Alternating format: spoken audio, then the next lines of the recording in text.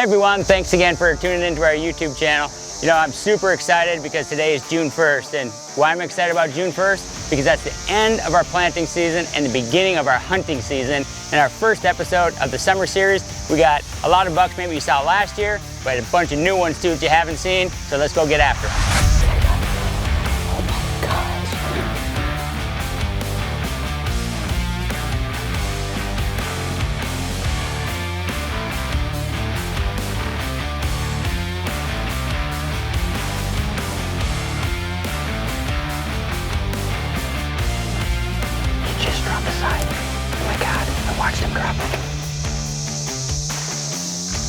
Alright, I'm super excited because, you know, we're finally off of all the planting stuff and on this deer strategy, you know, which we love. And, you know, so many people don't think about it this time of year, you know, and that's why we're so successful in October. It's because what you do in June and July and September and everything leading up to it. So that's trying to get it into people's heads that this is the time of year you need to be starting. So right now on this farm, super pumped, we have 2 bucks that were 5-year-olds last year, and we kind of had them like, well, Tiffany, look at them, see what you think. They could, you know, they're potentially on the hit list last year, but she looked at both of them, had both of them right in, and said, no, I think they maybe need another year. So there's 2 of them that are going to be 6-year-olds, and unfortunately, this is where Drop Kind 8 was. He was one that, you know, we were really looking forward to this year, but unfortunately, we found him dead, you know, in shed season. And there's also a 4-year-old that was a superstar last year, and we normally won't shoot them at 5 unless they do their giant jump. If it puts on 40 inches or something from 4 to 5, that's the year you want to shoot them, is when they make that big jump. So we got 3 potential bucks here and quite a few other ones. We have some giant heavy ones and things like that, but I know the 2 in particular that are going to be 6 years old, the ones we're looking for. And on this field here, this is a spot that we saw him more than anywhere, is right here coming out of these trails. And then you go back in there about 500 yards, there's another small clover field, and Tiffany had numerous encounters with both those deer in there and Drop Kind 8 and couldn't get shots at them. So we're gonna do some manipulating to that field and some things to make sure we can get those deer in close and stop them in there if they come out again, and get up a new set here and a way to get in and get out. First thing we're gonna do is find a tree and get for a stand. Everything else that we do will depend on the one tree that we find. So we're gonna wanna block it off so deer can't come in behind you. We're gonna want a trail coming in from the south with that north wind coming in this way. We're gonna wanna block it so the deer don't come around behind you. But I know from past years that this is the trail they always wanna walk out. There's an overhanging branch there. They always will hit that scrape. And a lot of times they'll hit these low ones too, but that one is the main one. So I wanna be able to shoot to that one. We may even put a rubbing post out here. We don't want to just see these deer. We want to make sure the time is right, when the weather's right, and you see that deer, you want to be able to get a shot at them. So that's what we're doing today. Like I said, we're going to start with the tree and work backward from there. So I hope we can find the right tree in here where we can still shoot to the edge. And I can see deer moving right through there. You see they were already bedded right in there. I just saw a bunch of deer moving right through there. But the key to this spot is there's a ditch right here. It goes up and there's a big cedar patch up there. And some of them bed in that cedar patch, come down out this way. So see, now we start getting back in here. I mean, unfortunately, that walnut is dead on the one side and it's dead on the top too. That might be an ash. Yeah, that's an ash tree. All their ash trees are dead. So that one is kind of out. Yeah, see, I thought, like, you know, that was the main highway over there, but as I walk farther south, you see there's a highway right along here. You see there's a highway there. You can see a big highway coming out there. You can see that one heading out. That's kind of the way that we want to walk. So we don't necessarily want them coming that way. We're going to want to block that off more when we get to cutting in here. We want them coming around this side of us, but there's kind of highways all along this, and still I'm only 20 yards from that overhanging scrape. This tree might work right here. Unfortunately, it's a locust tree with all the spines all over it, so I have to cut them off. But, you know, sometimes you just gotta do what you gotta do. It's still only within 25 yards of that scrape. We may have to cut that walnut down. Hate cutting walnuts down, but it's not a great one. It's kind of bent up and stuff anyway. We'll see if we can get around it.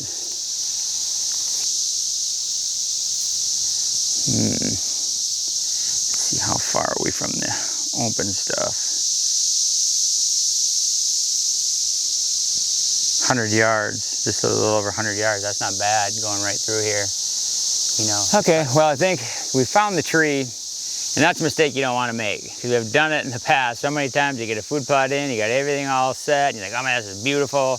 Everything is perfect, and you look around, you're like, oh my gosh, there's no tree in this for a west wind, or you know, your predominant wind. So you want to start with a tree, which it sounds weird, you know, when you have all this stuff to do to focus on this particular deer. You got to look for that tree first, and then build everything around the one tree. Of course, this isn't my first or favorite choice because it's full of thorns, this black locust, but it is the only one that's straight, close enough to the field, within that overhanging branch, close enough to the field where we can put a rubbing post out there, and a place, you know, when we eventually put like Perfect 10 in here, or Amazing Grains or something for early season, because they'll likely be eating all this corn out. This is kind of the spot you need to be, and even though it's not perfectly straight, at least it doesn't bend way in like the rest of them. So I think as of right now, I think this is the tree. So we're gonna start here and start working around it. So I'm gonna grab a chainsaw and I'm gonna cut some of these smaller trees down right in front of it,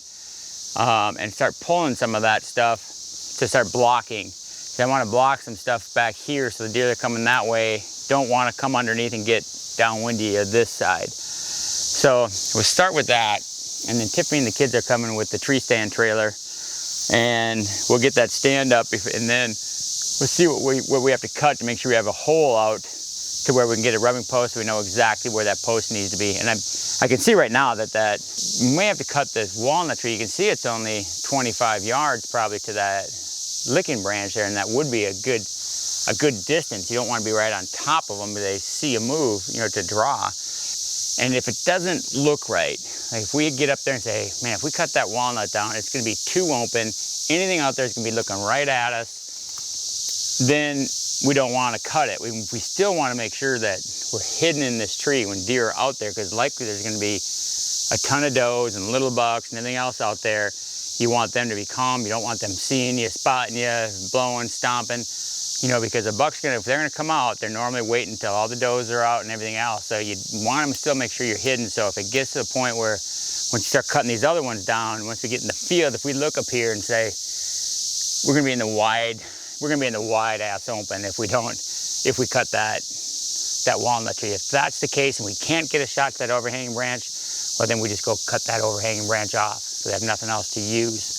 And hopefully maybe get them to use these, or more than anything, our rubbing posts that we put out there. So we'll see when we get up there if we can get by with that tree and leaving that, we will. If not, we'll cut it down. Unfortunately, I got to deal with these on this tree.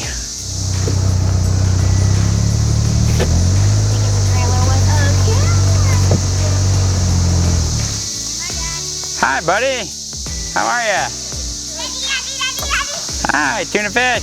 What are you guys doing? We are getting some things ready to smoke a big buck this fall. What's up?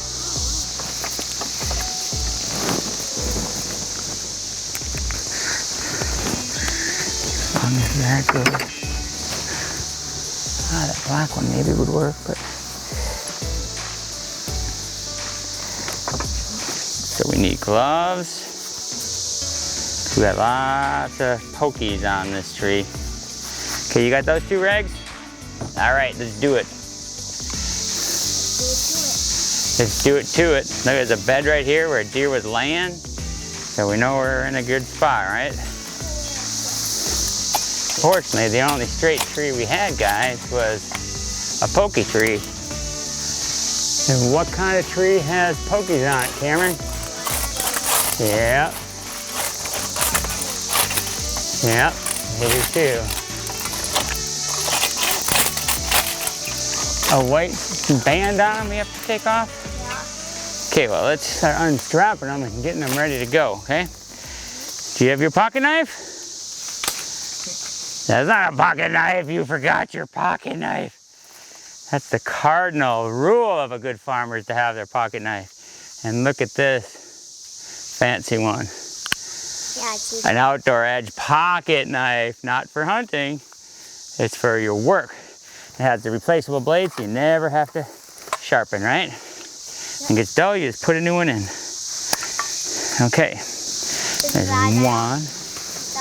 Okay. So, all right. Going swinging, swinging, swinging.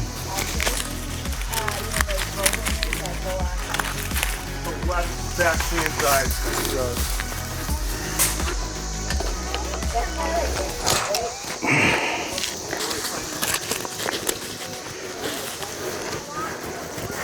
It'll work, yep. Thank you.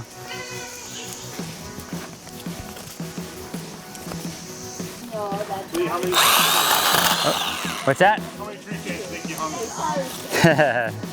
Who knows? Hundreds and hundreds, that's for sure. Pulling bows and stuff up. There we go.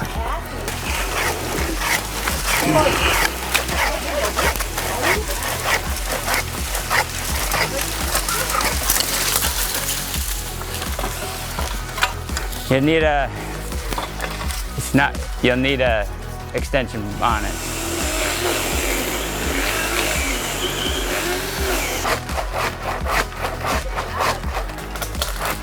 Okay, well, it took a lot of sticks to get up here, but it's a nice, safe stand. You can see you adding this extra one, you can walk right up, step right onto the stands from it. And it might seem high, you know, that you use this many sticks and stuff, because it is, you know, from this side it's high, but when you go look out to the field, when you have a field that raises, if you're not up like this 20 to 25 feet, you know, all of a sudden you're at eye level, and all they do is look over this way and they look right at you. So on these kind of things, when the field starts raising up, you need to be a little higher than you normally would be. But so even though this is kind of high, we make them super safe. I mean, you can see how close these are. I mean, I don't even have to step on that first one, but like when you get into the cameraman stand, you can, you know, climb all the way up and step right onto it. From this one, you can step right onto the stand. You're always hooked in with the safety line. So you can see, even though it's high, it's super comfortable, super big stands. We use, you know, some big Summit stands. So you always feel comfortable and safe in it anyway. These black locusts are pretty hard trees. All right, now all we gotta do is tie off. I always try to leave the carabiners on there just in case you forget them on your safety belt, so they're always on the safety lines anyway. Yeah, it's not really all that high. All right, well, we got the stand part done. That'll give us a lot more insight into, you know, where we have to block off, how we need to get in here and everything. It's getting late tonight, so we'll pick it up tomorrow, but I like how we cut these front ones. We didn't cut these trees down, we come up way high, and you can see now it's just a wall right there. So sometimes, you know, that all those leaves should stay on there for this, you know, for early season. You get down, up and down, you see how that blocks your view. You'll be up, you know, 90% up the stand before, you know, you're over all this cover right here, and we'll probably block off a couple more in here. But that's enough for today. We got to me, the hardest part, you know, picking the tree and getting the stand up and everything, and getting the perfect spot. Now we'll just start making the trail in. We'll pick all that up tomorrow, but it's a good start to killing Forky, or the big typical 10, and it's a good start.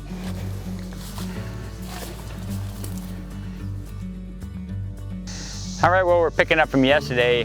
We got the stand up and everything yesterday. There was just like a 30% chance of rain, you know, today. And of course, it started raining at 3 o'clock, and it's 6 o'clock now, and it basically almost rained all day, but the sun's just finally starting to come out now, so we can get out and get a little bit of work done today anyway.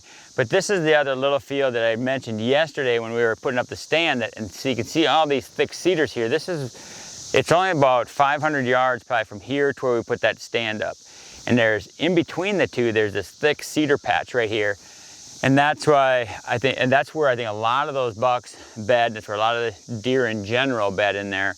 But that's why this little field has been so successful for us over the years. You know, having all the big deer in here, because it's a nice staging area. It's a small little field. I mean, not real small, like probably 3 acres or whatever. We got a nice pond right there that I put in. The stand is up in that cedar tree there. You can see the bald spot in it. And it's just been so money for wind, anything west. And this goes a steep hill right down, and then it comes out to the road. So anything in between us and the road, you get that west wind, it goes right over the top of them.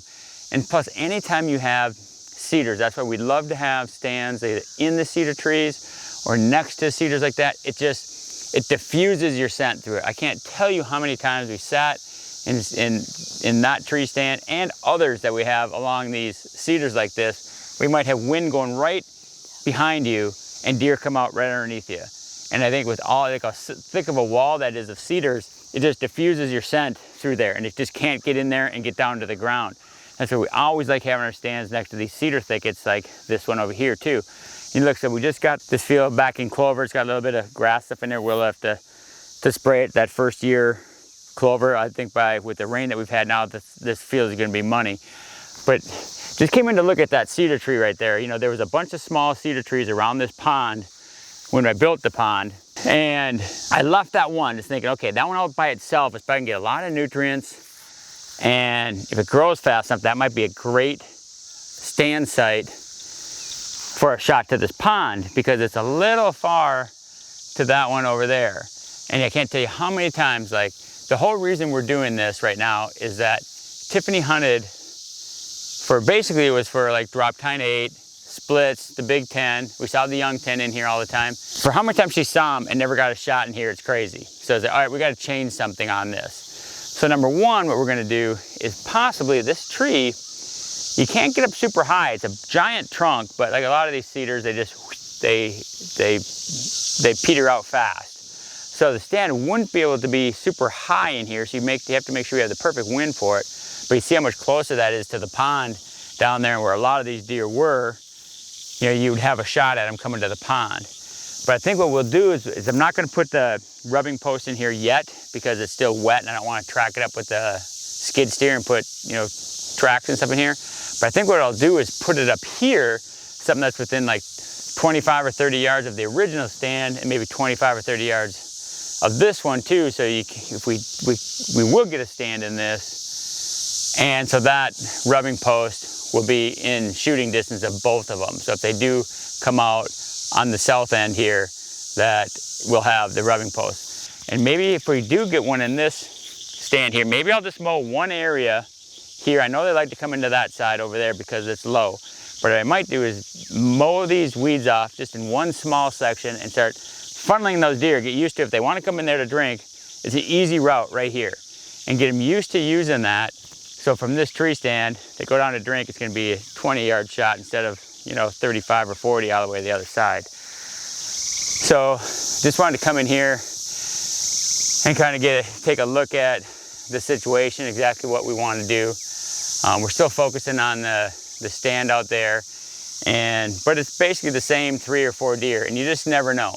I'd definitely be looking for Crown Royal, definitely gonna be looking for Twin Towers, especially what I put a lot of time in last year, and hopefully it pays off that I didn't shoot him after he shed his antler when he came out.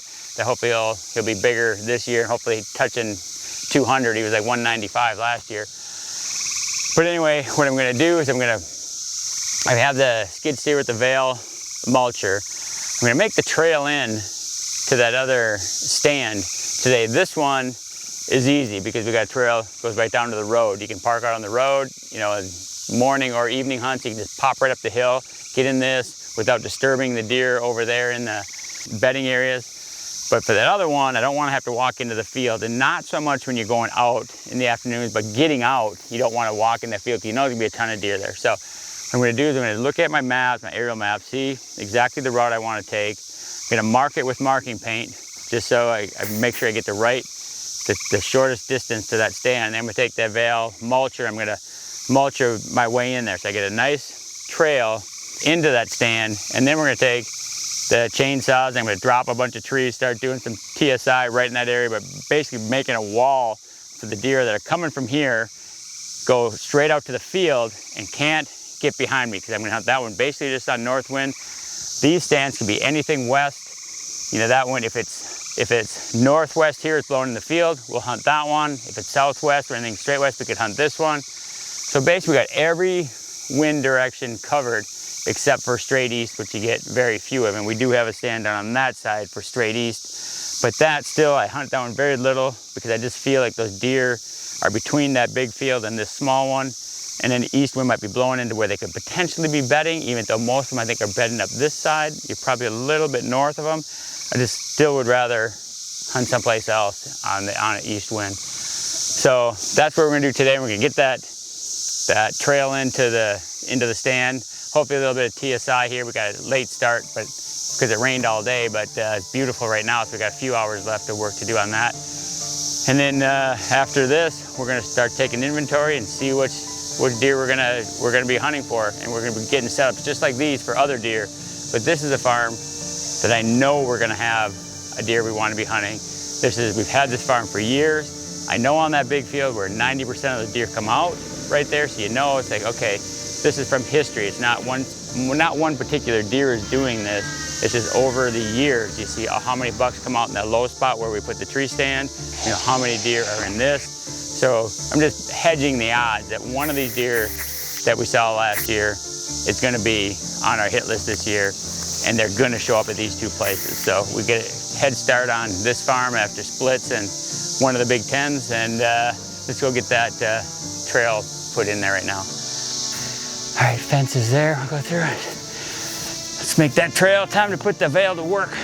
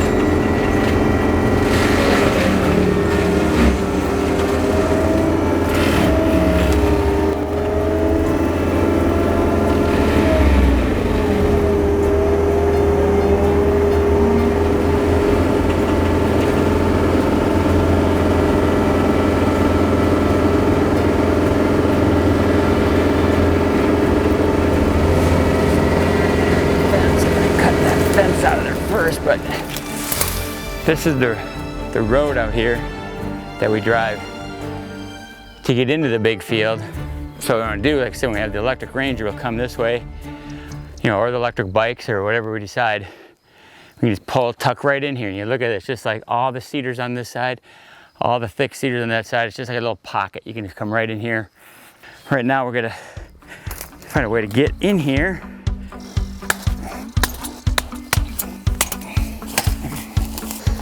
Get a 1500 Ranger through. I'm just gonna shove that wire back a little bit so we don't hit that. And then I'll make the nice road right through here to the fence, and it's gonna be perfect. It's really turned out to be like the perfect setup. I mean, you got beautiful access in and out. The main licking branch that they always hit, we just happen to find a tree that's within 25 yards of that.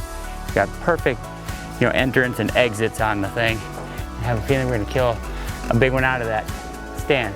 Now, it's too early for me to make the date prediction, but as soon as we get some cameras going, give me a month and we'll have some date predictions for you.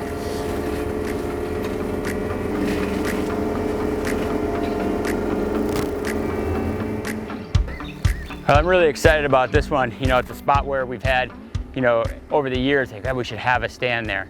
But they don't always work out that way. Sometimes you just can't find the right tree, you can't find the right spot. This one just came together exactly the way that you'd want it. You know, we found a straight tree and it's right within range of the licking branch and you know, close enough to the field. And just the way that this worked out, getting the road back in here, it couldn't be any better. But it's still early in the year. You know, we're just starting to kind of set the traps for some of these deer that we know will probably be here.